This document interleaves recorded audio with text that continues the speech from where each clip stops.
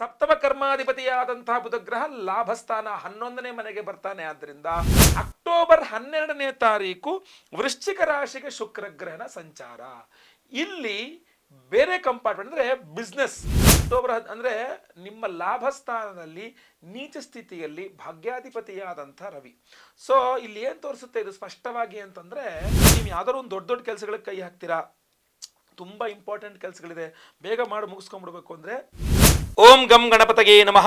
ಓಂ ಗುಂ ಗುರುಭ್ಯೋ ನಮಃ. ಗುರವೇ ರಾಘವೇಂದ್ರಾಯ ಭಾರತೀಯತಗೆ ನಮಃ. ಗುರುಭ್ಯೋ ನಮಃ. ಓಂ ಯೋ ಮಾಗ್ನೆ ಭಾಗಿನಗಂ ಸಂತಮಥಾ ಭಾಗಂಚಿಕೀರ್ಷತಿ ಅಭಾಗಮಗ್ನೆ ತಂಕುರು ಮಾಮಗ್ನೆ ಭಾಗಿನಂಕುರು ಭಾಗ್ಯದೇವತಾಯೈ ನಮಃ. ಧನುರಾಶಿಯ ವೀಕ್ಷಕರೆಲ್ಲರಿಗೂ ಸಹ ವಿಠಲ್ ಭಟ್ ಮಾಡುವಂತಹ ನಮಸ್ಕಾರ ಹಾಗೂ ಚಾನಲ್ಗೆ ಸ್ವಾಗತ. ವೀಕ್ಷಕರೇ, ಈ ಒಂದು ವಿಡಿಯೋದಲ್ಲಿ ನಾನು ಧನುರಾಶಿಯವರ ಅಕ್ಟೋಬರ್ ತಿಂಗಳ ಮಾಸ ಭವಿಷ್ಯ, ಸಂಪೂರ್ಣ ಮಾಸ ಭವಿಷ್ಯವನ್ನ ತಿಳಿಸಲಿದ್ದೇನೆ. ಈ ಬಾರಿ ನಾನು ಶುಭ ವಿಚಾರಗಳು ಬೇರೆ, ಎಚ್ಚರಿಕೆಗಳ ವಿಡಿಯೋ ಬೇರೆ, ಇದರ ಎರಡು ಬೇರೆ ಬೇರೆ ವಿಡಿಯೋ ಕೊಡಲ್ಲ, ಒಂದೇ ವಿಡಿಯೋ. ಈ ಒಂದೇ ವಿಡಿಯೋದಲ್ಲಿ ಎಲ್ಲಾ ವಿಚಾರಗಳನ್ನು ಸಹ ನಾನು ಕವರ್ ಮಾಡಲಿಕ್ಕೆ ಪ್ರಯತ್ನ ಮಾಡ್ತೇನೆ. ಸೊ ವಿಡಿಯೋ ಇಷ್ಟ ಆದರೆ ದಯವಿಟ್ಟು ಲೈಕ್ ಮಾಡ್ಲಿಕ್ಕೆ ಮರಿಬೇಡಿ. ವಾಟ್ಸಪ್, ಫೇಸ್ಬುಕ್, ಮೆಸೆಂಜರ್, ಟೆಲಿಗ್ರಾಮ್ ಎಲ್ಲ ಕಡೆ ಸಾಮಾಜಿಕ ಜಾಲತಾಣಗಳಲ್ಲಿ ವಿಡಿಯೋನ ಶೇರ್ ಮಾಡ್ಲಿಕ್ಕೆ ಮರಿಬೇಡಿ. ಸಬ್ಸ್ಕ್ರೈಬ್ ಮಾಡ್ಕೊಳ್ಳಿ ನಮ್ಮ ಚಾನಲ್, ದಯವಿಟ್ಟು ಸಬ್ಸ್ಕ್ರೈಬ್ ಮಾಡ್ಕೊಳ್ಳಿ, ಬೆಲ್ ಬಟನ್ ಹೊತ್ಕೊಂಡು ಆಲ್ ಮಾಡ್ಕೊಳ್ಳಿ. ಇನ್ನು ನೀವು ಫೇಸ್ಬುಕ್ಕಲ್ಲಿ ನಮ್ಮ ವಿಡಿಯೋ ನೋಡ್ತಾ ಇದ್ದೀರಾ ಅಂದರೆ ದಯವಿಟ್ಟು ನಮ್ಮ ಪೇಜ್ನ ಫಾಲೋ ಮಾಡ್ಲಿಕ್ಕೆ ಮರಿಬೇಡಿ. ಪ್ರತಿಯೊಬ್ಬ ಧನುರಾಶಿಯವರಿಗೆ ವಿಡಿಯೋ ರೀಚ್ ಆಗಬೇಕಾದ್ರಿಂದ ದಯವಿಟ್ಟು ಮರೀದೆ ಇದನ್ನು ಶೇರ್ ಮಾಡಿ. ಬಹಳ ಪ್ರಮುಖವಾದಂತಹ ವಿಡಿಯೋ.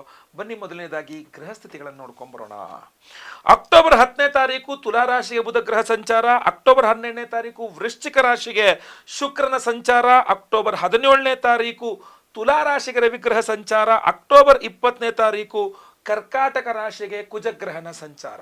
ಇನ್ನು ಅಕ್ಟೋಬರ್ 29ಕ್ಕೆ ವೃಶ್ಚಿಕ ಬುಧ ಇದೆ, ವೃಶ್ಚಿಕ ರಾಶಿಗೆ ಬುಧ ಸಂಚಾರ. ಬಟ್ 29 ಅಂದ್ರೆ ಇಡೀ ತಿಂಗಳೇ ಮುಗಿದೋಗುತ್ತೆ ಅಕ್ಟೋಬರ್ ಅಲ್ವಾ. ಸೊ ಮೊದಲ 4 ತಾರೀಕುಗಳು ಬಹಳ ಇಂಪಾರ್ಟೆಂಟ್. ಸೊ ಈ ತಾರೀಖುಗಳು ರೌಂಡ್ ಮಾಡಿ ಇಟ್ಕೊಳ್ಳಿ. ಅಕ್ಟೋಬರ್ 10, 12, 17, 20 ಈ 4 ತಾರೀಖುಗಳಲ್ಲೇ ಅಕ್ಟೋಬರ್ ತಿಂಗಳಲ್ಲಿ ನೀವು ವ್ಯತ್ಯಾಸಗಳನ್ನ ಕಾಣ್ತಕ್ಕಂಥದ್ದಾಗಿರುತ್ತೆ.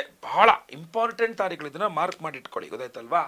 ಬನ್ನಿ ಈಗ ಒಂದೊಂದಾಗಿ ಅದರ ಫಲ ಏನು ಅಂತ ನೋಡೋಣ. ಅದರಲ್ಲೂ ವಿಶೇಷವಾಗಿ ಪ್ರತಿಯೊಬ್ಬರು ಈ ವಿಡಿಯೋ ನೋಡ್ತಾ ಇರ್ತಕ್ಕಂಥವ್ರು ಓಂ ಸೂರ್ಯನಾರಾಯಣಾಯ ನಮಃ ಅಂತ ಕಮೆಂಟ್ ಮಾಡಿ. ಪ್ರತಿಯೊಬ್ಬ ಧನುರಾಶಿಯವರು ಓಂ ಸೂರ್ಯನಾರಾಯಣಾಯ ನಮಃ ಅಂತ ಕಮೆಂಟ್ ಮಾಡಿ. ಪ್ರತಿಯೊಬ್ಬ ವಿಡಿಯೋ ಯಾರು ನೋಡ್ತಾ ಇದ್ರವರಲ್ಲ. ಯಾಕೆ ಅಂತಂದ್ರೆ ಮುಂದೆ ವಿಡಿಯೋ ಹೇಳ್ತೇನೆ, ರವಿಗ್ರಹ ನೀಚ ಸ್ಥಿತಿಗೆ ಹೋಗ್ತಾ ಇದ್ದಾನೆ, ಅದರ ಫಲಗಳನ್ನು ಸಹ ನಿಮಗೆ ಹೇಳಬೇಕಾಗತ್ತೆ. ನೆಗೆಟಿವ್ಸ್ ಎಲ್ಲ ಹೋಗ್ಬಿಡ್ಲಿ ಅನ್ನುವ ಕಾರಣಕ್ಕೆ ಪ್ರತಿಯೊಬ್ಬರು ಕಮೆಂಟ್ ಮಾಡಿ ಸೂರ್ಯನಾರಾಯಣಾಯ ನಮಃ ಅಂತ. ಒಳ್ಳೆಯದಾಗಲಿ. ಮೊದಲನೇದಾಗಿ ಅಕ್ಟೋಬರ್ 10ನೇ ತಾರೀಕು ತುಲಾರಾಶಿಗೆ ಬುಧಗ್ರಹ.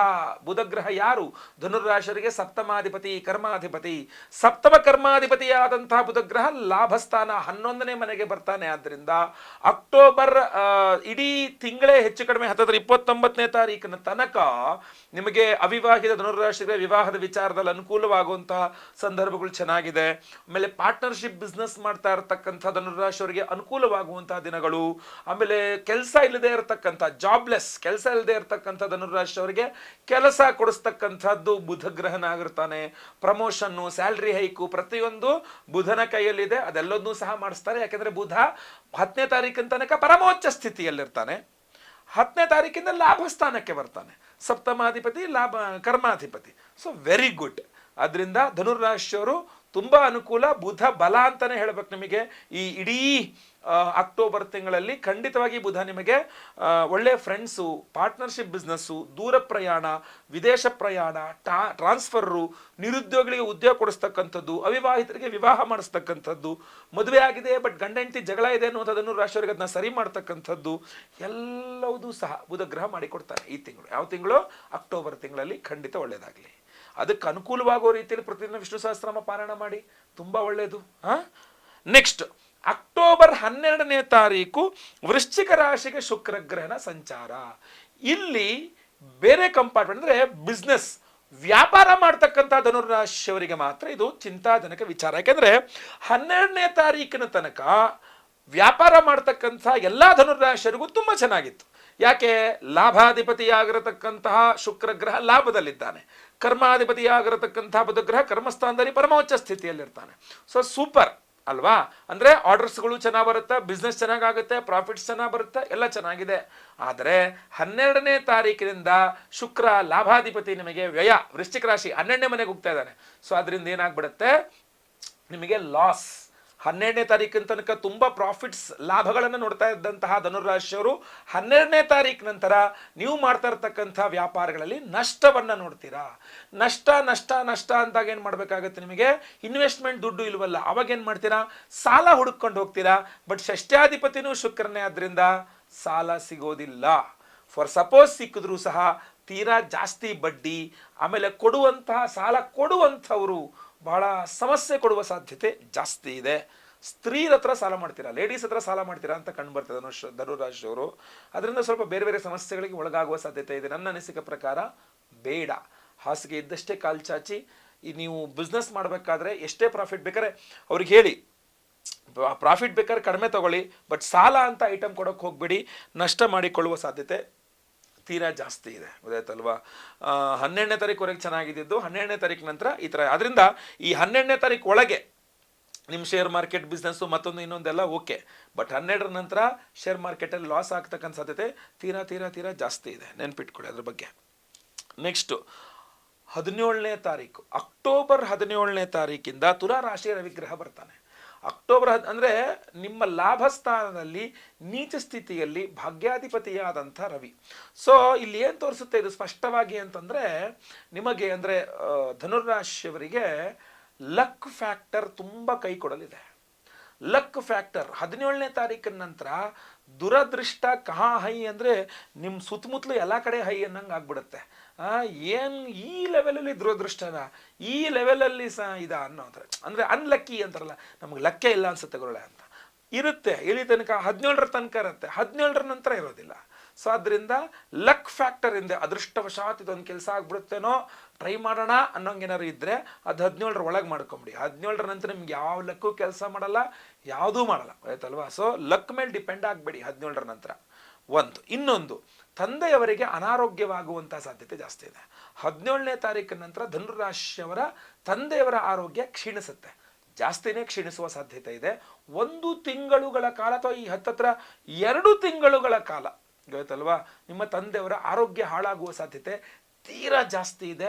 ಸೊ ಆದ್ದರಿಂದ ಅಕ್ಟೋಬರ್ ತಿಂಗಳ ಮೊದಲ 2 ವಾರಗಳಲ್ಲೇ ನಿಮ್ಮ ತಂದೆಯವ್ರನ್ನ ಕರ್ಕೊಂಡೋಗಿ ಎಲ್ಲ ಹೆಲ್ತ್ ಬಾಡಿ ಚೆಕಪ್ ಎಲ್ಲ ಮಾಡಿಸಿ, ಅವ್ರಿಗೆ ಏನಾದ್ರು ಒಂದು ಚಿಕ್ಕ ಪುಟ್ಟ ವ್ಯತ್ಯಾಸಗಳಿದ್ದರೆ ಕೂಡಲೇ ಅವರಿಗೆ ಔಷಧೋಪಚಾರಗಳನ್ನ ಮಾಡಿ ಅಥವಾ ಪಂಚಕರ್ಮ ಚಿಕಿತ್ಸೆ ಕೊಡಿಸಿ ಆಯುರ್ವೇದಿಕ್ ಡಾಕ್ಟರ್ನ ಕರ್ಕೊಂಡೋಗಿ ಏನಾರ ಮಾಡಿ, ಒಟ್ಟ ಚೆನ್ನಾಗಿದ್ರು ಕೂಡ ಕರ್ಕೊಂಡು ಹೋಗ್ಬಿಟ್ಟು ಆಯುರ್ವೇದಿಕ್ ಡಾಕ್ಟರ್ ಹತ್ರ ಎಲ್ಲ ಒಂದು ಟ್ರೀಟ್ಮೆಂಟ್ ಮಾಡಿಸ್ಕೊಂಬಿಡ್ರಿ. ಯಾಕೆ ಅಂದರೆ 17ರ ನಂತರ ಅವರಿಗೆ ಅನಾರೋಗ್ಯ ಬರಬಾರದು. ಫಾರ್ ಸಪೋಸ್ ಬಂದರೂ ದೊಡ್ಡ ಪ್ರಮಾಣದಲ್ಲಿ ಬರಬಾರ್ದು, ಫಾರ್ ಸಪೋಸ್ ಚಿಕ್ಕ ಪ್ರಮಾಣದಲ್ಲಿ ಬಂದರೂ ಅದನ್ನು ತಡೆದುಕೊಳ್ಳುವಂತಹ ಸಾಮರ್ಥ್ಯ ಅವರಲ್ಲಿ ಬೆಳಿಬೇಕು. ಆಯ್ತಲ್ವಾ? ಸೊ ಆ ಥರ ತಂದೆಯವ್ರನ್ನ ಕಣ್ಣಿನ ರೆಪ್ಪೆ ಭಾಳ ಹುಷಾರಾಗಿ ನೋಡ್ಕೊಳ್ಳಿ. ನಿಮ್ಮ ತಂದೆಯವರ ಒಂದು ಆಶೀರ್ವಾದದಿಂದ ಖಂಡಿತ ನಿಮಗೆ ಒಳ್ಳೇದಾಗ್ತದೆ. ಆಯ್ತಲ್ವಾ?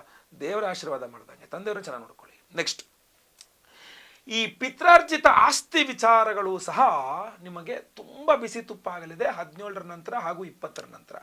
20ರ ನಂತರ ಕುಜ ಕೂಡ ನಿಮಗೆ ನೀಚ ಸ್ಥಿತಿಗೆ ಹೋಗ್ಬಿಡ್ತಾನೆ ಅಷ್ಟಮನಲ್ಲಿ, ಭೂಮಿಕಾರಕ ಅವನು.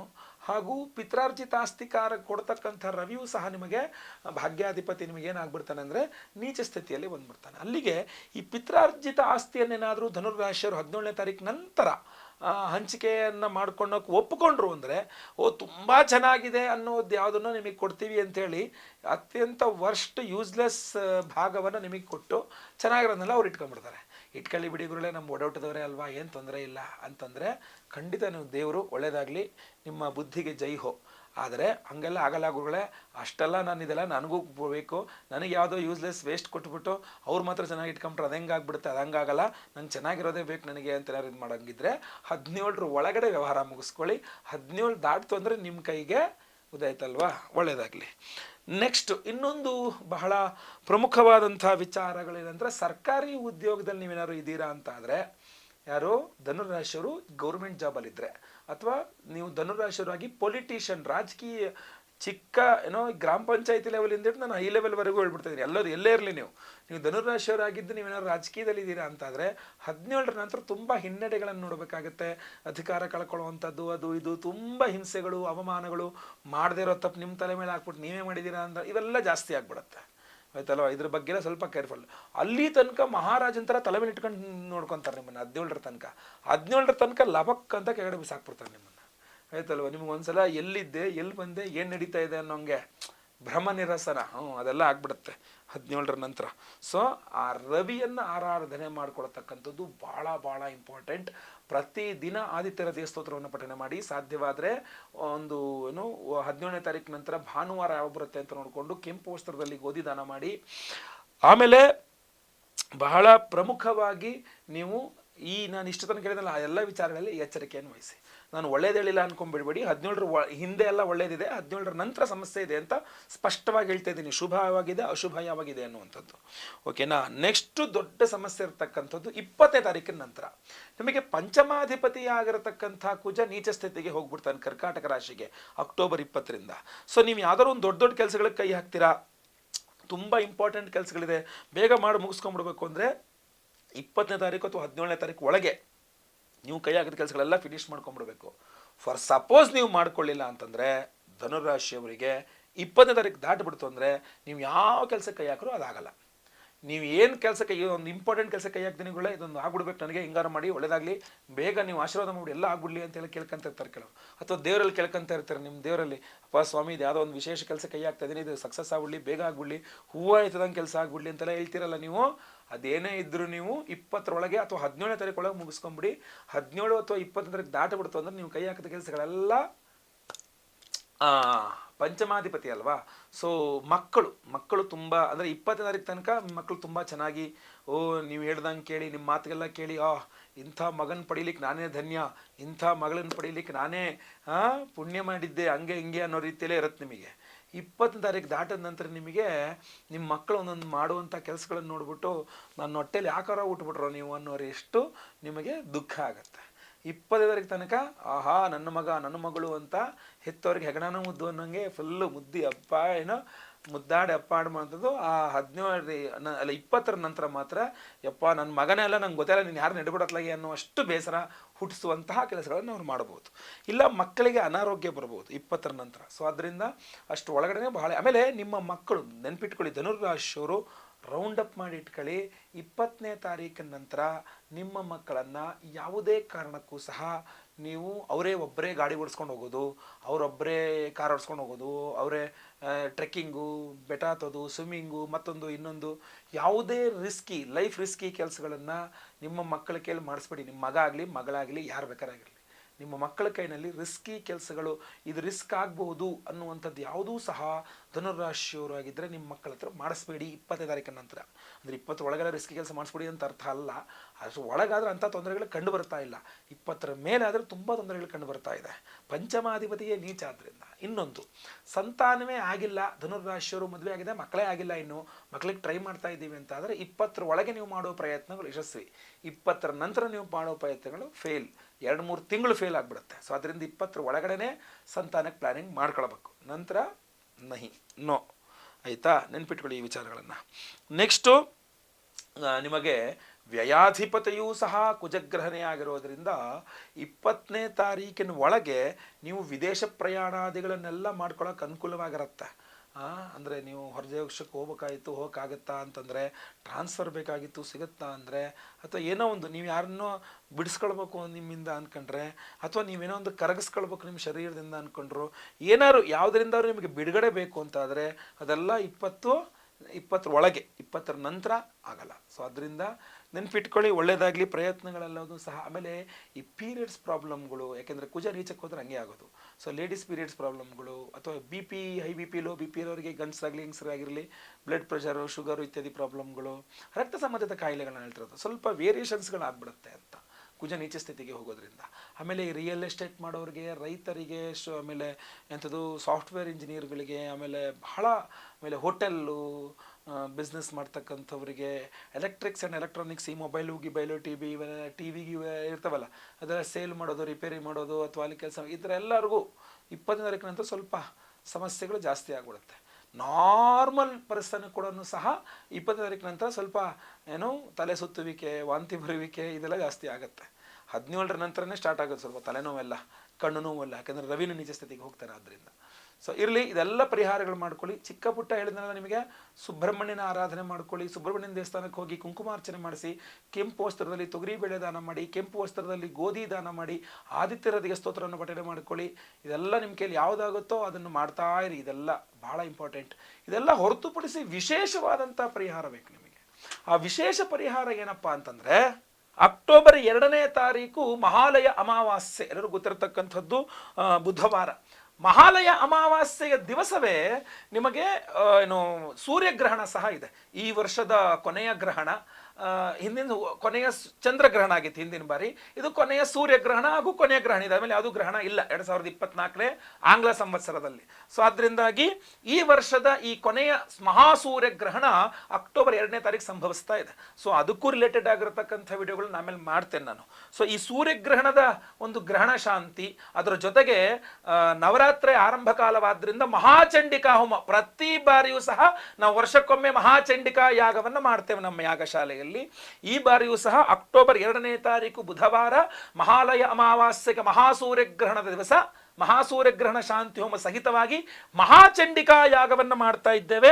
ಜೊತೆಗೆ ಸ್ವಯಂವರ ಪಾರ್ವತಿ ಹೋಮ, ಆಮೇಲೆ ಏನು ಗುರು ಶಾಂತಿ ಹೋಮ, ಶನಿ ಶಾಂತಿ ಸಹಿತ ಮಹಾನವಗ್ರಹ ಶಾಂತಿ ಹೋಮ, ಮಹಾಕಾಳಿ, ಮಹಾಲಕ್ಷ್ಮಿ, ಮಹಾಸರಸ್ವತಿ ಸ್ವರೂಪಿಣಿ, ತ್ರಿಗುಣಾಂಬಿಕಾ, ದುರ್ಗಾ ಪರಮೇಶ್ವರಿ ಅಂತ ಆ ಒಂದು ಅಮ್ಮನವರ ಒಂದು ಚಂಡಿಕಾ ಯಾಗ, ಮಹಾಚಂಡಿಕಾ ಯಾಗವನ್ನ ಆ ಪರ್ವಕಾಲದ ದಿನ ಮಾಡ್ತಾ ಇರತಕ್ಕಂಥದ್ದು.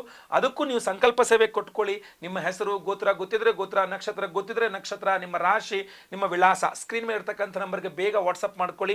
ಅವತ್ತು ಲೈವಲ್ಲಿ ನಿಮ್ಮ ಹೆಸರು ಸಂಕಲ್ಪ ಮಾಡ್ತೇನೆ ನಾನೇ ಖುದ್ದು. ಹಾಗೂ ಎಲ್ಲಾ ಹೋಮಗಳನ್ನು ಲೈವ್ ನೋಡ್ತೀರಾ. ಮಹಾಚಂಡಿಕಾ ಯಾಗ, ಮಹಾಸೂರ್ಯಗ್ರಹಣ ಶಾಂತಿ ಹೋಮ, ಅದೇ ರೀತಿಯಲ್ಲಿ ಸ್ವಯಂವರ ಪಾರ್ವತಿ ಹೋಮ, ಗುರು ಶನಿ ಸಹಿತ ನವಗ್ರಹ ಶಾಂತಿ ಹೋಮಗಳೆಲ್ಲ ಲೈವಲ್ಲಿ ನೋಡ್ತೀರಾ. ಎಲ್ಲ ಹೋಮಗಳ ಭಸ್ಮ, ಕುಂಕುಮಾರ್ಚನೆ ಮಾಡಿದ ಕುಂಕುಮ ಪ್ರಸಾದ, ಹಾಗೂ ವಿಶೇಷವಾಗಿ ಈ ಒಂದು ಒರಿಜಿನಲ್ ಮಾಣಿಕ್ಯ ರತ್ನವನ್ನ ಪ್ರತಿಯೊಬ್ಬ ಸಂಕಲ್ಪ ಸೇವಾ ಕರ್ತೃಗಳಿಗೂ ಈ ಮಾಣಿಕ್ಯ ರತ್ನದ ಉಂಗುರವನ್ನು ಕೊಡ್ತಾ ಇದ್ದೇವೆ. ಪ್ರತಿಯೊಬ್ಬರಿಗೂ ಸಹ ನೀವು ಧಾರಣೆ ಮಾಡ್ಕೊಳ್ಳೋಕೆ ಅನುಕೂಲ ಆಗೋ ರೀತಿಯಲ್ಲಿ ತುಂಬಾ ಚಂದವಾದಂತಹ ಒಂದು ಉಂಗುರ ಮಾಡಿಸಿದ್ದೇವೆ. ಇದನ್ನು ಧಾರಣೆ ಮಾಡ್ಕೊಳ್ಳೋಕೆ ಇದರಲ್ಲಿ ಸೈಜ್ ಮ್ಯಾಟರ್ಸ್, ನಿಮಗೆ ಯಾವ ಬೆರಳು ಆಗುತ್ತೋ ಆ ಬೆರಳಿಗೆ ನೀವು ಅದನ್ನು ಧಾರಣೆ ಮಾಡ್ಕೊಳ್ಳಿ, ಏನು ತೊಂದರೆ ಇಲ್ಲ. ಗೊತ್ತಾಯ್ತಲ್ವಾ? ಯಾಕೆ ಅಂತಂದ್ರೆ ಇದು ಅಷ್ಟು ಸ್ಟ್ರೆಂತಲ್ಲಿ ನೀಟಾಗಿ ಗಟ್ಟಿಯಾಗಿ ಮಾಡಿಸಿರ್ತಕ್ಕಂಥದ್ದು. ಇದು ಮತ್ತೆ ಚಿಕ್ಕ ದೊಡ್ಡ ಮಾಡೋಕ್ಕಾಗಲ್ಲ. ಸೊ ಅದರಿಂದ ಇದೊಂದು ರಿಂಗ್ ಅನ್ನ ಪ್ರತಿಯೊಬ್ಬರಿಗೂ ಒರಿಜಿನಲ್ ಮಾಣಿಕ್ಯ ರತ್ನದ ಒಂದು ಸ್ಟೋನ್ ಅನ್ನೇ ಕೊಡ್ತಾ ಇದ್ದೇವೆ, ಉಂಗುರವನ್ನೇ ಕೊಡ್ತಾ ಇದ್ದೇವೆ. ಸಂಕಲ್ಪ ಸೇವೆಗೆ ಹೆಸರು ಕೊಡೋರು ಸ್ಕ್ರೀನ್ ಮೇಲೆ ಇರ್ತಕ್ಕಂಥ ನಂಬರ್ಗೆ ನಿಮ್ಮ ಹೆಸರು, ಗೋತ್ರ ಗೊತ್ತಿದ್ರೆ ಗೋತ್ರ, ನಕ್ಷತ್ರ ಗೊತ್ತಿದ್ರೆ ನಕ್ಷತ್ರ, ನಿಮ್ಮ ರಾಶಿ, ನಿಮ್ಮ ವಿಳಾಸ ಸ್ಕ್ರೀನ್ ಮೇಲೆ ನಂಬರ್ಗೆ ವಾಟ್ಸಪ್ ಮಾಡ್ಕೊಂಬಿಡಿ. ಎಲ್ಲ ಪ್ರತಿಯೊಬ್ಬ ಸಂಕಲ್ಪ ಸೇವಾ ಕರ್ತೃಗಳಿಗೂ ಸಹ ಒಂದು ಸಂಕಲ್ಪ ಸೇವೆಗೆ ಒಂದು ಒರಿಜಿನಲ್ ಮಾಣಿಕ್ಯ ಉಂಗುರ ಪ್ರತಿಯೊಬ್ಬರಿಗೂ ಸಹ ಕೊಡ್ತಾ ಇದ್ದಾರೆ. ರೂಬಿ, ಒರಿಜಿನಲ್ ರೂಬಿ ರಿಂಗ್ ಪ್ರತಿಯೊಬ್ಬರಿಗೂ ಕೊಡ್ತಾ ಇದ್ದೇವೆ. ಮತ್ತು ಇದಕ್ಕೋಸ್ಕರ ಎಕ್ಸ್ಟ್ರಾ ಏನು ಚಾರ್ಜ್ ಮಾಡ್ತಾ ಇಲ್ಲ. ಸಂಕಲ್ಪ ಸೇವೆಯಲ್ಲೇ ಮಹಾಚಂಡಿಕಾ ಯಾಗ, ಸೂರ್ಯಗ್ರಹಣ ಶಾಂತಿ ಹೋಮ, ಸ್ವಯಂವರ ಪಾರ್ವತಿ ಹೋಮ, ಗುರು ಶನಿ ಸಹಿತ ಮಹಾನವಗ್ರಹ ಶಾಂತಿ ಹೋಮ, ಎಲ್ಲ ಹೋಮಗಳು ಸೇರಿಸಿ ಈ ಒಂದೇ ಸಂಕಲ್ಪ ಸೇವೆ. ಆ ಒಂದು ಸಂಕಲ್ಪ ಸೇವೆಯಲ್ಲೇ ಈ ಒಂದು ಪ್ರಸಾದವೂ ಸಹ ಬಂತು, ಒರಿಜಿನಲ್ ಮಾಣಿಕ್ಯ ರತ್ನದ ಒಂದು ರಿಂಗ್ ಸಹ ಬಂತು. ಸೊ ಪ್ರತಿಯೊಬ್ಬರು ಸಂಕಲ್ಪ ಸೇವೆ ಕೊಡೋರು ಸ್ಕ್ರೀನ್ ಮೇಲೆ ಇರತಕ್ಕಂಥ ನಂಬರ್ಗೆ ನಿಮ್ಮ ಹೆಸರು, ಗೋತ್ರ ಗೊತ್ತಿದ್ರೆ ಗೋತ್ರ, ನಕ್ಷತ್ರ ಗೊತ್ತಿದ್ರೆ ನಕ್ಷತ್ರ, ನಿಮ್ಮ ರಾಶಿ, ನಿಮ್ಮ ವಿಳಾಸ ವಾಟ್ಸಪ್ ಮಾಡ್ಕೊಳ್ಳಿ. ಅವತ್ತಿನ ಸಹ ಲೈವಲ್ಲಿ ನಾನೇ ಖುದ್ದು ನಿಮ್ಮೆಲ್ಲರ ಹೆಸರು ಸಂಕಲ್ಪ ಮಾಡ್ತೇನೆ. ಎಲ್ಲಾ ಹೋಮಗಳನ್ನು ಲೈವ್ ನೋಡ್ತೀರಾ. ಪ್ರಸಾದ ಸ್ಪೀಡ್ ಪೋಸ್ಟ್ ಮೂಲಕ ಬುಧವಾರ ಹೋಮ ಅಂದ್ರೆ ಗುರು ಅಥವಾ ಶುಕ್ರವಾರಗಳಲ್ಲಿ ಇಲ್ಲಿಂದ ಕಳಿಸ್ಕೊಡುವಂಥ ವ್ಯವಸ್ಥೆ ಮಾಡ್ತೇವೆ. ಒಂದು ವಾರದೊಳಗೆ ನಿಮಗೆ ಎಲ್ಲರಿಗೂ ಪ್ರಸಾದ ಸೇರ್ತದೆ. ಬೆಂಗಳೂರಲ್ಲಿ ಇರ್ತಕ್ಕಂಥವ್ರಿಗೆ ಬೇಗ ಸಿಗುತ್ತೆ, ಹೊರಗಿನ ಇರ್ತಕ್ಕಂಥವ್ರಿಗೆ ಸ್ವಲ್ಪ ಒಂದು ವಾರ ಒಳಗಡೆ ಸಿಗುತ್ತೆ. ಸೊ ಅದರಿಂದ ಬೇಗ ನಿಮ್ಮ ವಿವರಗಳನ್ನು ವಾಟ್ಸಪ್ ಮಾಡ್ಕೊಳ್ಳಿ. ಒಳ್ಳೆಯದಾಗಲಿ.